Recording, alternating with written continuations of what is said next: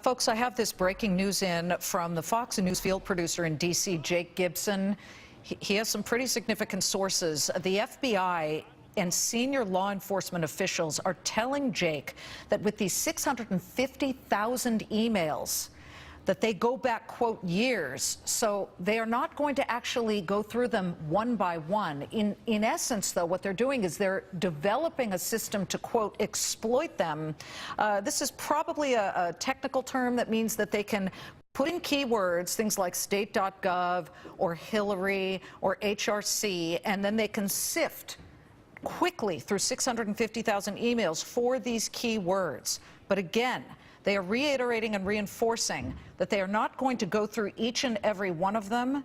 They got the search warrant on Sunday, so they own that computer of former Representative Anthony Weiner, and that is where these emails are, and they believe that there are some emails on there that may relate back to the original Hillary Clinton email scandal. So as soon as we get more on that, I will get it to you. But let's bring in former Republican Senator from Florida, George LeMieux, and former Democratic Governor from New York, David Paterson. The pile-on continues, Governor.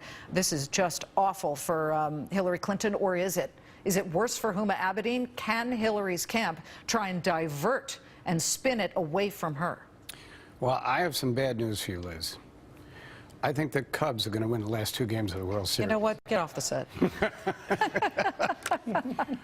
Right now, this is a situation where if the one thing that has really... By the way, that's called diverting. Oh, yeah. What you just did. The diversion in this campaign would be that each time the 2 candidates debated, it appeared that Hillary got the edge in the polls afterward. It doesn't matter who won the debate. It's who became more popular. I think the advice for diversion might be right here for a candidate to say, listen, there have been 2 candidates that in a very short period of time before the election have been accused of a lot of things. One of the candidates has said the process is rigged, the investigators are rigged, and even the election is rigged. The other candidate is saying, I want more answers, I want more information, and I want to know why this came up now. So I think that's her best argument. Senator LeMieux, do you agree? And what does Donald Trump do to capitalize on this beyond what he has done? He's speaking twice in Michigan. He's already left Grand Rapids, heading to Warren. As soon as he gets in front of the podium, we will take it. But, you know, he's sounded the same tone that he has before, which is Hillary is, quote, crooked, etc. Is there a better way to, for lack of a better term, capitalize on this new development?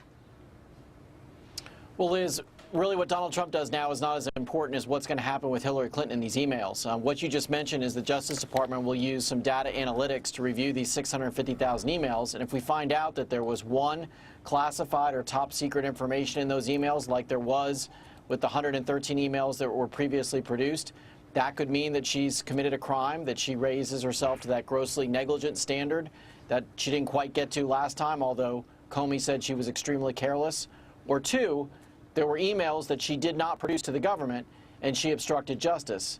Either way, the American people are in this very difficult position right now of looking at a candidate that might be indicted potentially after she was elected, or could be under a wave of scandal and a cloud of scandal for 4 years, and all sorts of committee hearings in Congress, maybe an impeachment proceeding. The American people don't want 4 years of scandal. This is really bad news for Hillary Clinton. And there's more. We can just add now, as I expected we would get more on the heels of Jake Gibson, the Fox News producer's report. This from the New York Times, Governor. They're now saying that what they do have is a special computer program that will enable them to very quickly sift through these 650,000 emails, specifically to determine, quote, whether they contain the classified information. They're saying it's not a manpower issue. This could be done in the blink of an eye if you think about Watson and IBM and how quickly that computer can do Watson could read 300 documents written about cancer in the matter of seconds, and the same way here, the same way you can look up someone's name on Google, in a more sophisticated way, you can go through hundreds of thousands of emails, and that would actually be good. What we really need is to know what the truth is, and I think that would put everyone in a much better place. Right now, we're 10 days before an election.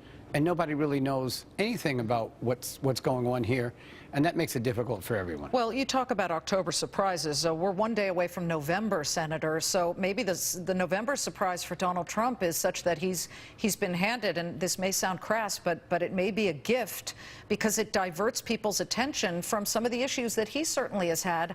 I mean, we even had Peter Thiel, the big Silicon Valley genius, speaking today. He is a huge Donald Trump supporter, but he specifically said he found it extremely inappropriate, the Access Hollywood tape that was revealed about Donald Trump. But, you know, that's now kicked to maybe the second, third, or back page of the papers, and Hillary Clinton's on the front page.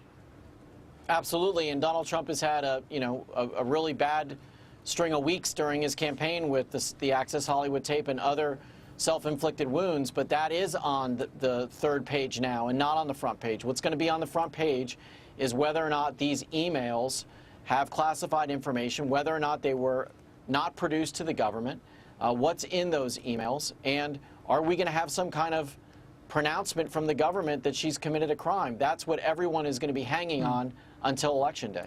Listen, thanks to both of you. And again, now the New York Times is officially reporting that the search through the 650,000 emails discovered on Anthony Weiner's laptop has begun. So perhaps we will know sooner rather than later. Former Senator George LeMieux and former Governor David Paterson, thanks so much, both of you.